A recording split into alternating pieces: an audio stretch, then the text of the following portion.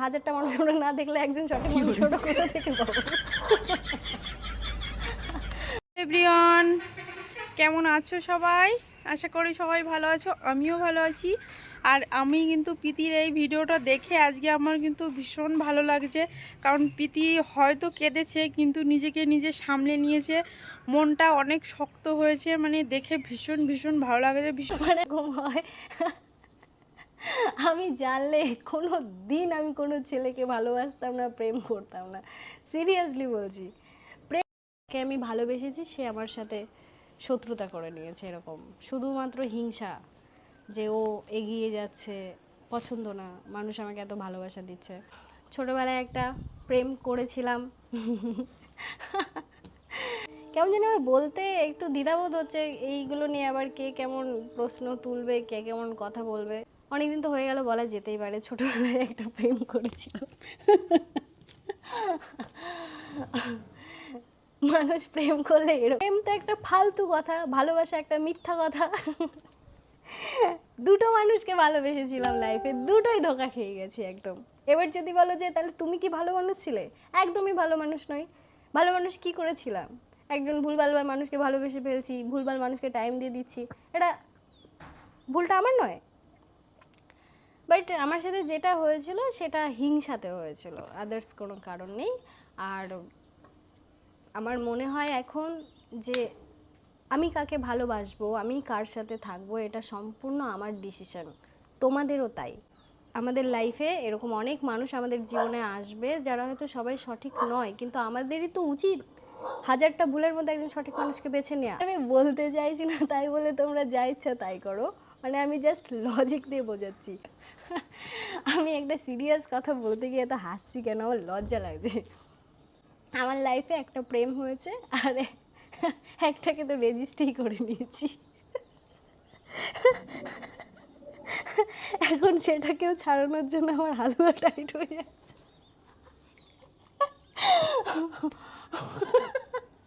আমি নিজেও জানি না এই প্যান্টটা রাখবো কি রাখবো না।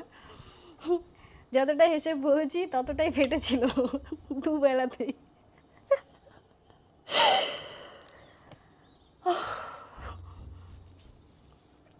টিকটকের টাইমে যখন আমার যে এক্স ছিল, সে তো 1 নম্বরের নির্লজ্জ। এখন আমার ডিপিটা দিয়ে রেখেছে। চাইলে না আমি অনেক কিছু করতে পারি, বাট আমি চাই না আমার দিক থেকে কারোর ক্ষতি হয়ে যায়। একটু ইমোশনাল আছি, হয়তো ভগবান আমাকে এত শক্ত বানিয়ে দেবে আমি হয়তো আর কারো কথা দ্বিতীয়বার ভাববো না। আমার যে এক্স ছিল সে এমন একটা ভিডিও আপলোড করেছিল যেটা আজকের দিনে দাঁড়িয়ে আমার কাছে অনেকটাই নর্মাল লাগে। 2026 সালে আমরা দাঁড়িয়ে আছি, তো এই জিনিসগুলো স্বাভাবিক।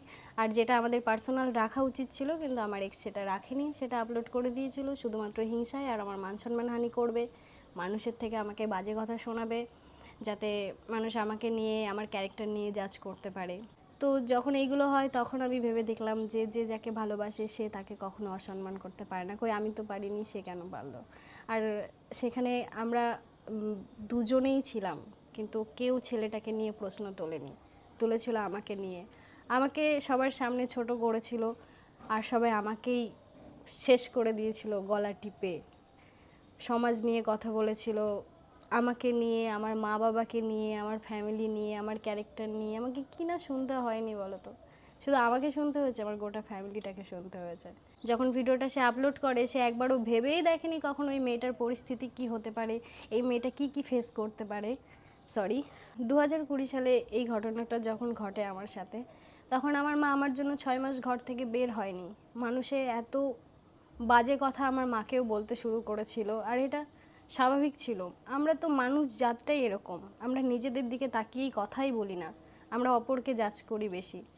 ওই সময়টা আমার মা শুধুমাত্র আমার জন্য আমার সাথে স্ট্রাগল করে গেছে। আমার মা আমাকে সবসময় কাছে রেখেছে যাতে আমি কোনো ভুলভাল ডিসিশন না নিয়ে নিই। ওই টাইমটা আমার বাবা দূরে থাকতো, আমার বাবা আমার মাকে অনেক বেশি কথা বলেছে, মাকে বকাঝকা করেছে, আমার সাথে কথা বলা বন্ধ করে দিয়েছে। আমার মা পাড়ার কারোর সাথে মিশতে পারেনি, আমার মা বাইরে বের হতো না আমার জন্য। 6টা মাস আমি আমার মায়ের ঘরের মধ্যে কাটিয়েছি শুধুমাত্র এই একটা ভিডিওর জন্য, যেটা আমার এক্স আমার সাথে ঘটিয়েছিল। ওই সময় থেকে আমার স্ট্রাগল শুরু হয় আমার লাইফে। তো ওরকম একটা ঘটনার পরে আমার সব স্বপ্ন ভেঙে যায়। এটা আমি তোমাদের সামনে হয়তো কোনো দিন বলতে পারি না, আমার সাহস হতো না, আমার ভয় হতো কে কী বলবে। বাট তোমরা তো সবাই দেখেছো, সবাই জানো, আমার আর বলতে দ্বিধাবোধ কী। আমার সাথে যেটা হয়েছে সেটা অনেক মেয়ের সাথেই হয়তো হয়েছে, তারাও বলতে পারেনি, পারবেও না হয়তো কোনো দিন বলতে। আজকে আমার মনে হচ্ছে বলে যাই, আমি থাকি বা না থাকি আমার এই কথাগুলো থেকে যাবে এই সোশ্যাল মিডিয়াতে। আমি ওই সময়টাতে সব থেকে বেশি খারাপ সময় কাটিয়েছি, আমার লাইফের সব থেকে স্ট্রাগল টাইম ছিল ওটা। আমি যা স্বপ্ন দেখেছিলাম, মা বাবাকে ভালো রাখবো, নিজেকে তৈরি করব, শুধু একটা মানুষকে ভালোবেসে আমার সব স্বপ্ন আমি ভেঙে দিয়েছিলাম। সে আমাকে ওই জায়গাটাই রাখতে দেয়নি। ওই মানুষটা এতটাই নির্লজ্জ, সে এখনও জানেই না তার কি করা উচিত। আমি দ্বিতীয়বার সম্পর্কে জড়াই, সেখানেও আমাকে কথা শুনতে হয়েছে এই সমস্ত কিছু নিয়ে। তোমরা এখন আমাকে প্রশ্ন করতে পারো যে তুমি কোনো স্টেপ নিচ্ছ না কেন, তোমাদেরকে কখনো ক্যামেরার সামনে যে প্রকাশই করতে পারিনি। 2020 সালে আমাকে যখন ব্ল্যাকমেলের শিকার হতে হলো, আমি এটা নিয়ে অনেক লড়াই করেছি। আমি হয়তো এই গল্পটা তোমাদেরকে পুরোটা বলতে পারছি না, এর পেছনে আমার অনেকটা স্ট্রাগল আছে। আমি অনেক দিন ধরে লড়াই করে এসেছি এই একটা জিনিস নিয়ে, এত ভয় পেয়েছি। ওই খারাপ সময়টাই শুধুমাত্র আমার মাকে আমি পাশে পেয়েছি আর আমার পরিবারকে আমি পাশে পেয়েছি। সব থেকে তো ক্রেডিট মাকেই দেবো আমি, কারণ আমার মা আমার 1 মিনিটের জন্য ছাড়েনি। আমি যদি কষ্ট পেয়েছি, কান্না করেছি মায়ের সামনে, দুঃখে পড়ে যদি পাশের ঘরে গিয়েছি, মা আমার জন্য, মা দুঃখ পাচ্ছে, আমি পাশের ঘরে চলে যাই। আমার মা পেছনে পেছনে ছুটে চলে গেছে যে আমার মেয়ের জন্য ভুলভাল কিছু না করে ফেলে, ওর এখন মানসিক অবস্থা ঠিক নেই। আমি যখন থানায় গিয়ে যাকে আমি ভালোবেসেছি তার নামে আমি লিখছি সে আমার সাথে এই খারাপ করেছে, আমার মা আমার চোখের জল দেখে কেঁদেছে। ওই দিনগুলো আমি কখনো ভুলতে পারবো না। আমি কারোর কখনো ক্ষতি করিনি, শুধু ভালোবেসেছি, আর সবাই হিংসাতে আমার জীবনটা পুরো তিলে তিলে শেষ করেছে, শুধু মনের জোরে আর মা বাবার মুখের দিকে তাকিয়ে। আর আমার সুন্দর ভবিষ্যৎ, আমি বাঁচতে চাই ভালোভাবে, তাই এখনো আমি নিজে লড়ে যাচ্ছি, নিজে কাজ করে যাচ্ছি। আমার মতো হাজার হাজার মেয়ে আছে, আমি জানি তারা ব্ল্যাকমেলের শিকার হয়েছে, তাদের সাথে অন্যায় হয়েছে, কেউ মুখ খুলতে পারে না, কারণ সবাই মান সম্মানের ভয় পায়। আমিও সেম মান সম্মানের ভয় পেয়ে 6 মাস আমার মাকে নিয়ে আমি ঘরের মধ্যে আমাকে লুকিয়ে থাকতে হয়েছে।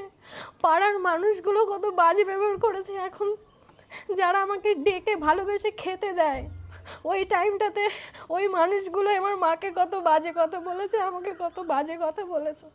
ওই দিনগুলো আমি কি করে ভুলবো? তারপরেও এখনো আমি ভাবি আমার জন্য যেন কারোর ক্ষতি না হয়, সবাই ভালো থাকুক। এখন আগের থেকে অনেকটা নর্মাল। আমি কেন এত কথা বলছি আমি জানি না, মাফ করে দিও আমাকে। আমি প্রথমেই বললাম আমি অনেক স্ট্রং হয়ে গেছি, আমি এখন সহজে কাঁদি না, বাট আমার পুরোনো কথাগুলো মনে পড়ে কেমন একটা কী হলো কে জানে। এই ঘটনার পরে যে স্বপ্নটা দেখলাম পুরো ভেঙে গেল। আমি বুঝে গেলাম আমার আর সোশ্যাল মিডিয়া করা হবে না। ভুলটা আমারই, আমার জন্য আমার মা বাবার অসম্মানহানি হয়েছে, আমাকে হ্যারাসমেন্ট হতে হয়েছে। এই সময়টা আমার জন্য ভীষণ টাফ, আমি অনেক কষ্ট করে বেরিয়েছি। তো আমি এখন শান্ত থাকবো, আমি পড়াশোনা করব, যা করছি এটাই। এইভাবেই মা আর আমি দিন কাটাতে থাকলাম। 2 বছর পরে আমার ভাই এন্ট্রি নিল একটা মোবাইল নিয়ে। আমার ভাই 2 বছর পর বলছে, দিদি তোমার তো সোশ্যাল মিডিয়ায় ভালোই ফেস ভাইরাল, তোমার তো টিকটকের টাইমে অনেক ফলোয়ার্স ছিল, তুমি চাইলে কিন্তু ইউটিউব করতে পারো, কারণ এখন কিন্তু ইউটিউব ফেসবুক থেকে দেখো অনেকে ইনকাম করছে। অনেকেও দেখিয়েছিল আমাকে যারা অনেক টাকা পয়সা ইনকাম করছে, ঘরবাড়ি করে নিয়েছে, সিম্পল ব্লগ ভিডিও বানিয়েও বা স্টোরি ভিডিও বানিয়েও অনেকে অনেক কাজ করছে। তো এখান থেকে একটা ভালো আর্নিং হচ্ছে। আমাকে এইগুলো মাথার মধ্যে ঢোকালো, তখন তো মনের মধ্যে ভয় লাগছে, আবার যদি মা বাবার মান সম্মানহানি করে ফেলি বাই চান্স, তাহলে তো আমার আর মরা ছাড়া উপায় থাকবে না। তো আমার ভাইকে আমি না না না না করতে থাকি। সাথে আমার একটা বেস্ট ফ্রেন্ড ছিল রিমা, যার কথা আমি না বললেই নয়। ও আমাকে প্রচুরবার বোঝাতো যে তুই যদি খারাপ কিছু না করিস তাহলে তোকে খারাপ কেন বলবে, তোর সাথে যেটা হচ্ছে এটা একটা ইনসিডেন্ট। তোমার বেস্ট ফ্রেন্ড বললো একটা কাজ কর, ইউটিউব শুরু করার আগে তুই ইনস্টাগ্রামটা শুরু কর, তুই আমার ইনস্টাগ্রামটা নিয়ে নে, আমার 250 ফলোয়ার্স আছে, আমি আমার ফটো নাম সব মুছে দিচ্ছি, তোর নাম করে দিচ্ছি, তুই তোর ভাইয়ের ফোনে লগ ইন করে নে, তুই ওই অ্যাকাউন্টটাতেই কাজ শুরু কর। আমার বান্ধবী রিমা, ও আমাকে ইনস্টাগ্রাম আইডির পাসওয়ার্ড ফোন নাম্বার দেয়, আমি আমার ভাইয়ের ফোনে লগ ইন করি, সেই 250 ফলোয়ার্স থেকে আমি ভিডিও বানানো শুরু করি। 250 ফলোয়ার্সটা কিন্তু আমার বান্ধবীর। তো আমার আইডিতে এখন 2.2 মিলিয়ন ফলোয়ার্স রয়েছে, যেটা আমার বান্ধবীরই আইডি। তো এই 2.2 মিলিয়ন ফলোয়ার্সের মধ্যে কিন্তু 250 ফলোয়ার্স আমার বান্ধবীর, এটা ভুললে চলবে না কিন্তু। তো আমার বান্ধবী তখন আমাকে এই আইডিটা দিয়েছিল, তাই আমার কাজের আগ্রহটা এসেছিল যে কাজ করি। প্রথম যখন ভিডিও বানাই দেখি 1000ও ভিউজ যায়নি, মনটা না একটু ভেঙে গেল। আমি ওকে বললাম, দেখেছিস সবাই ভুলে গেছে, এতদিন পরে কেউ মনে রাখে নাকি 2-2.5 বছর পরে। তো আবার আমার ভাই বলছে একটা কাজ করো, তুমি তাহলে ইউটিউব করো। আলাম ছাড়, অত বড় ভিডিও কি বানাবো আর কীভাবে কথা বলতে হয় আমি তো এটাই জানি না। বাট অনেকের ভিডিও দেখতাম তখন, জানো তো, অনেকেই ব্লগ বানাতো ওই সময়টায়, আমার খুব ভালো লাগতো। নতুন নতুন কিছু ব্লগিং কিন্তু বাংলাতে ব্লগিং ওই 2020 সাল থেকেই শুরু হয়, লকডাউনের সময়তেই মেন ভিডিও টিডিও করা সবাই বেশি শুরু করে। তো আমারও দেখে খুব ভালো লাগতো ভিডিও করব, কিন্তু কি বলবো, কি কথা বলবো, কিভাবে শুরু করব, ভিডিওটা শেষ কি করব, ভিডিওর টপিক কি থাকবে, কিছুই বুঝতে পারতাম না। আর আমার এত ভয় লাগছে, ভয়তেই বলে দিচ্ছি ভাই আমি পারবো না, ছেড়ে দে ভাই। আমার ভাই বলছে আমি সব জানি, তো আমি বললাম এডিট পারি না, কী করবো? ভাই বলছে ওটাও আমি করে দেবো। বললাম তুই যদি সব করিস তাহলে আমি শিখবো কি, করবো কি? বলে তুমি কাজটা আগে শুরু করো। এরকম করে করে প্রায় ওকে 3 মাস ঝুলিয়েছি। আমি ওকে বলেছি দাঁড়া, আমার বাবা কিছুদিন পরে ফোন দেবে বলেছে, ফোনটা আসলেই ভিডিও বানানো শুরু করব। ও তখন বললো একটা কাজ করো, তুমি আমার ফোন দিয়ে ভিডিও বানাও, আমি এডিট করে দেবো, তোমার শুধু কাজ তুমি ভিডিও বানাবে। হঠাৎ করে একদিন দেখি আমার ভাই ওর ফোনে আমার নামে চ্যানেল খুলে নিয়ে এসে দেখাচ্ছি, দিদি তোমার নামে চ্যানেল খুলেছে, তুমি আজকে ব্লগ বানাবেই। আলাম পাগল নাকি তুই, কী বলবো, কিভাবে কথা বলতে হয়, টপিক কি থাকবে, ইন্ট্রোটা কি দেব, ব্লগের শেষে কিভাবে শেষ করব ভিডিওটা, আর কথা কি বলবো এটাই তো জানি না। একটা 10 মিনিটের ব্লগ বানানো কি এত সহজ? কি দেখাবো? বলছে তুমি ভিডিওটা শুধু শুরু করো, বাদ বাকি বুঝে নিচ্ছি। আমি সেদিন হেয়ার কাট করতে যাচ্ছিলাম, আমার চ্যানেলের প্রথম ভিডিও ছিল আমার হেয়ার কাট ভিডিও, যেটা 8.5 লাখ চ্যানেল রয়েছে ওই চ্যানেলটাতে প্রথম কাজ আমার ভাই আমাকে শিখিয়ে দিচ্ছে, বলো হ্যালো গাইস। আর আমি হ্যালো গাইস বলতে গিয়ে 10 বার টেক নিয়েছি, সামান্য হ্যালো গাইস বলে গলা কাঁপছে, কি বলবো এরপর, কি বলবো, এরকম একটা হচ্ছে। খুব বাজে একটা ফিলিংস ছিল, সেটা আমি এখনও ভুলিনি, এখনও আমার মনে আছে। আমি এরকম hello guys, welcome back to our channel. আচ্ছা আওয়ারটা কি, আমি তো একা। তারপর বলছে welcome back to my channel. তারপরে কী দিয়ে যে কী বলছিলাম কোনো ঠিক ছিল না। আমার ভাই তো রেগে যাচ্ছিলো, আবার আমাকে শেখাচ্ছিলো এভাবে না এভাবে বলো দিদি। এইভাবে আমার ইউটিউবের প্রথম ভিডিও বানানো শুরু হয়। ভিডিওটা বানানোর পর আমার ভাই এডিট করে যখন আপলোড দেয় তখন 1500 ভিউজ যায়। তো আমার কাছে 1500টা তখন মনে হচ্ছিলো মানুষ হয়তো দেখবে না, 1500 ভিউজ গেছে, কারণ টিকটকের টাইমে তো মিলিয়ন যেত। আমার তো কোনো নলেজই নেই ইউটিউবের ওয়াই সম্পর্কে। আমি বলছি ভাই ছাড়, বেকার খাটাখাটনি হয়ে যাবে, করার দরকার নেই। আর বাবা যদি আবার দেখতে পায়, বাবাকে না বলে করছি, মাও তো জানে না। মাকে বলেছিলাম একটু যে মা আমি না ইউটিউবে ভিডিও বানাবো, এটা ব্লগ ভিডিও, আমি কি করছি, আমার জীবনটা কিভাবে চলছে, বা আমি কেমন জায়গা থেকে বিলং করি আর আমার ফ্যামিলি নিয়ে এরকম ভিডিও বানাবো, মাকে বুঝিয়েছিলাম। তখন মা বলেছিল ঠিক আছে কর, কিন্তু তোর বাবার ভয় লাগে। আমার মা কিন্তু আমাকে সবসময় মন থেকে সাপোর্ট করে, কিন্তু বাবার জন্য একটু পিছিয়ে যেত।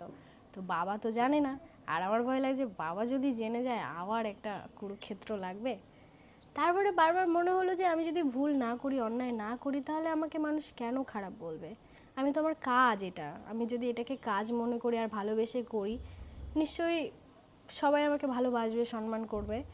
আর যেটা আমার লাইফে হয়ে গেছে, আমি সেই জিনিসটা নিয়ে যদি পড়ে থাকি তাহলে আমি জীবনে কখনো এগোতেও পারবো না।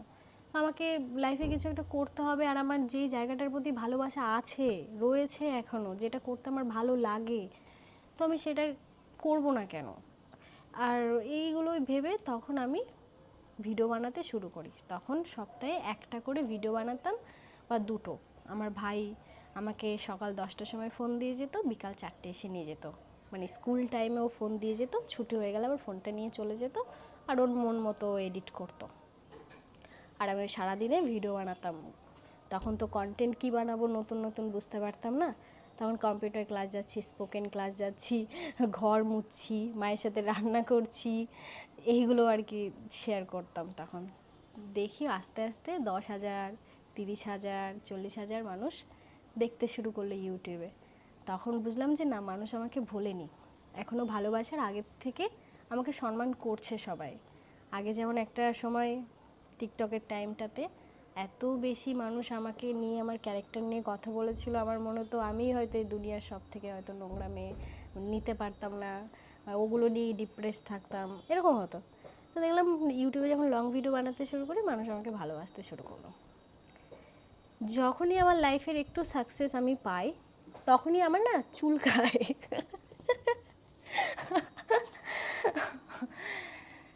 তারপরে আমার লাইফের দ্বিতীয় ভালোবাসা এন্ট্রি নিল। আমি ভাবলাম আমার জীবনটা তো এত সুন্দর হয়ে গেল, এরকম তো মানুষ আমি লাইফে পাবোই না, এরকম সাপোর্টিভ, এরকম কেয়ারিং, বাপরে।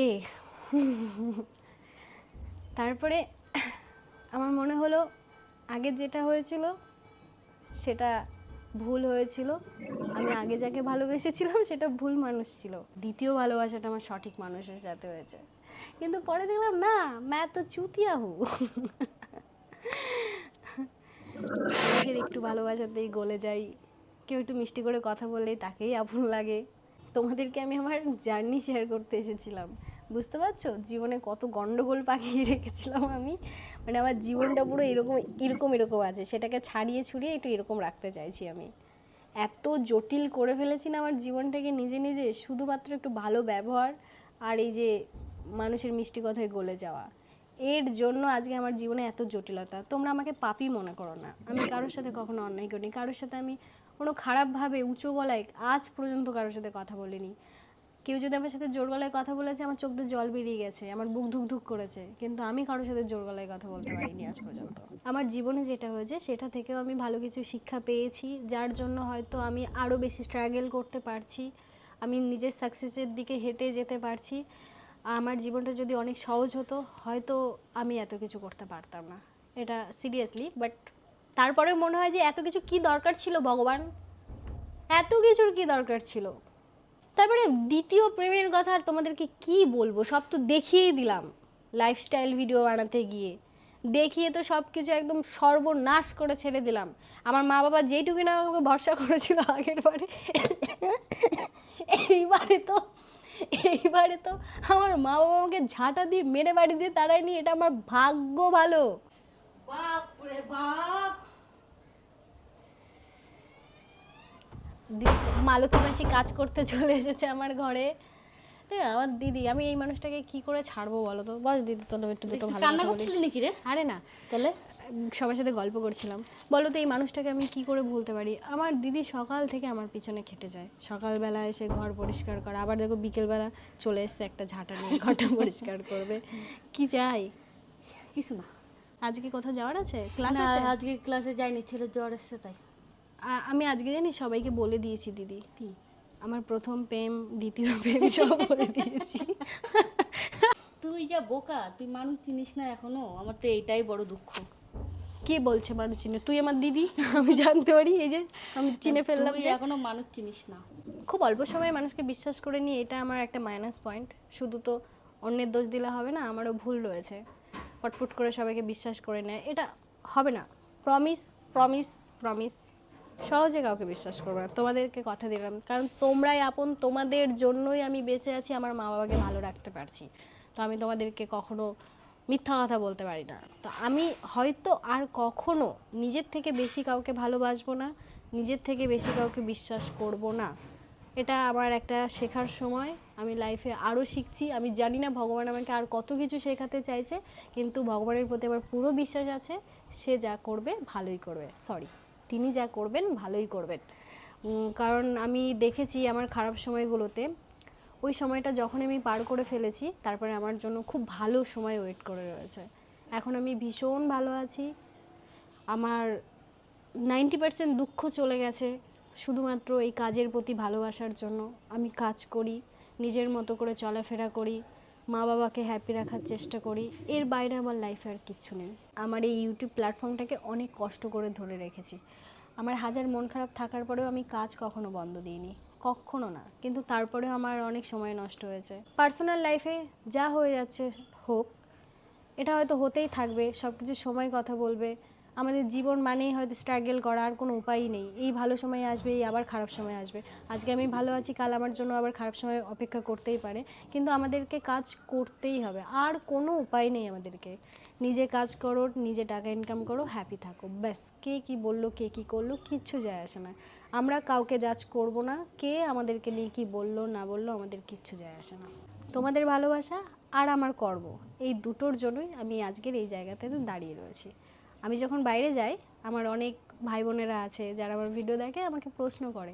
এমনকি আমার স্পোকেন ক্লাসেও আগের দিন আমাকে প্রশ্ন করেছে, ইংলিশ স্পোকেন ক্লাসে একটা বন্ধু প্রশ্ন করেছে আর কি স্যারের সামনে, যে তুই ভিডিও বানিয়ে ইনকাম করছিস, এত মানুষ তোকে চিনছে এখন, সেটা আমি কেন পারি না। আমি আমার সেই বন্ধুটাকে বলেছিলাম যে আমি যেটা করছি তোমাকেও সেটা করতে হবে, এটার কোনো মানে নেই।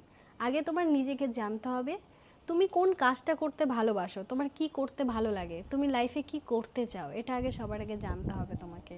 আর তুমি যদি সেটার পেছনেই খাটো, অবভিয়াসলি একদিন না একদিন সাকসেস পাবে। এবার যদি তোমার মনে হয় যে তুমি ভিডিও বানাবে, তুমি ভিডিও থেকে আর্নিং সোর্স বানাতে চাও, তুমি কাজ করতে চাও সোশ্যাল মিডিয়াতে, তাহলে তুমি এই পথেই হাঁটো, একদিন না একদিন তুমি সাকসেস পাবেই।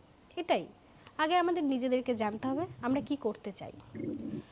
তো আমার এই ভিডিওটা বানানোর উদ্দেশ্য একটাই, আমি চাইছিলাম আমার লাইফের কিছু ঘটনা সোশ্যাল মিডিয়াতে থেকে যাক। এত কেচ্ছা কেলেঙ্কারি যখন আছে, তাহলে এটাও থেকে যাক না, আমার জীবনে আমি কিভাবে স্ট্রাগল করেছি, কিভাবে আজকের এই জায়গাটায় দাঁড়িয়ে আছি। আমি তোমাদেরকে 40% গল্প শুনিয়েছি, 60% গল্প আমি তোমাদেরকে শেয়ারই করিনি। এটার জন্য আমার মনে অনেক ধৈর্য শক্তি দরকার। আমি আমার কাজটাকে ভালোবাসি, সম্মান করি, আমি এই কাজটা থেকে কখনোই বেরোবো না। কিন্তু যারা এই লাইনে আসতে চাইছো, তারা পুরো মাথায় একদম ঢুকিয়ে নাও শুধু কাজ, এর বাইরে আর কিছু না। কারণ এখানে আসলে পরে তোমাকে কন্ট্রোভার্সির শিকার হতে হবে, তোমাকে অনেক নোংরা কথা শুনতে হবে, এমনও কিছু কমেন্ট আসবে যেটা দেখলে তোমার কান্না পেয়ে যাবে। কিন্তু কে কমেন্ট করছে, কোথা থেকে করছে, খুঁজেও পাবে না তাকে। তোমাকে সব কিছু গায়ে লাগালে চলবে না, অনেক কিছু, মানে তোমাকে মন থেকে শক্ত হয়ে এই জায়গাটাতে আসতে হবে। ভীষণ খুশি হলাম।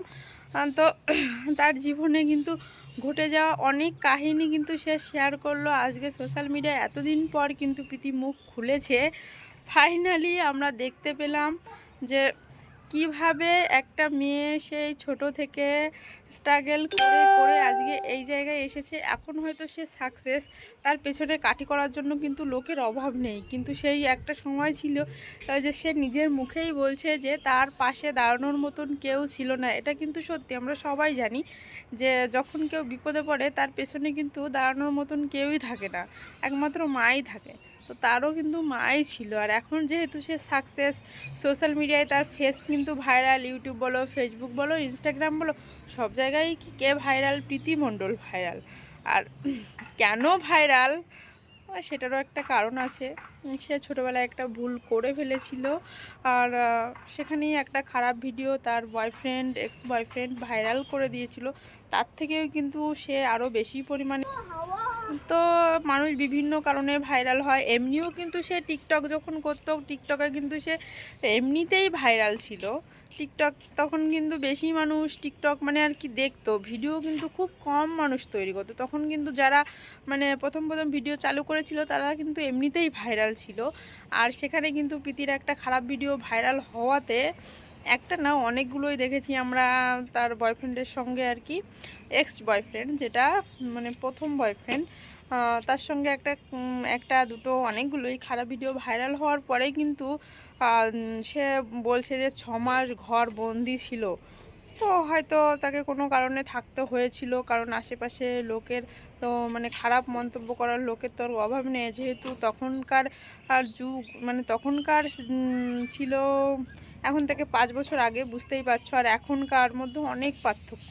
তখন এত ফোন হয়তো ছিল না, কিন্তু মানুষের মধ্যে একটা সম্মান কাজ করতো, মানে মান সম্মান বোধটা ছিল। আর এখনকার মানুষের মান সম্মান অনেকটাই কমে গিয়েছে এই ফোনের কারণে। তো সেখানে কিন্তু প্রীতি কিন্তু সেই জায়গা থেকে মানে নিজেকে শক্ত করে মানিয়ে ধোকা খেতে খেতে খেতে খেতে আজ কিন্তু সে এই জায়গায় এসে দাঁড়িয়েছে। এখনও কিন্তু তাকে বিভিন্ন কারণে ট্রোলের মুখে পড়তে হয়, কিন্তু সোশ্যাল মিডিয়া এটা হতেই থাকবে। তো যাই হোক, প্রীতি এখন নিজেকে সামলে নিয়েছে, দেখে খুব ভালো লাগছে। তো প্রীতি, তোমাকে বলবো দ্বিতীয়বারও তুমি ভুল করেছো। হয়তো তুমি আমার থেকে ছোট, তাই তোমাকে এই কথাগুলো আমি বলছি। বলার কিন্তু কোনো আমার অধিকার নেই হয়তো, কিন্তু তাও আমি বলছি, যেহেতু তুমিও সোশ্যাল মিডিয়ায় আছো, আমিও ভিডিও দেখি, আমার ভালো লাগলো তাই আর কি আমি এই কথাগুলো বলছি। তোমার ভিডিওটা দেখে তুমি মানে এখন যে জায়গায় গিয়েছো পৌঁছে, তো অনেক ভালো লাগছে।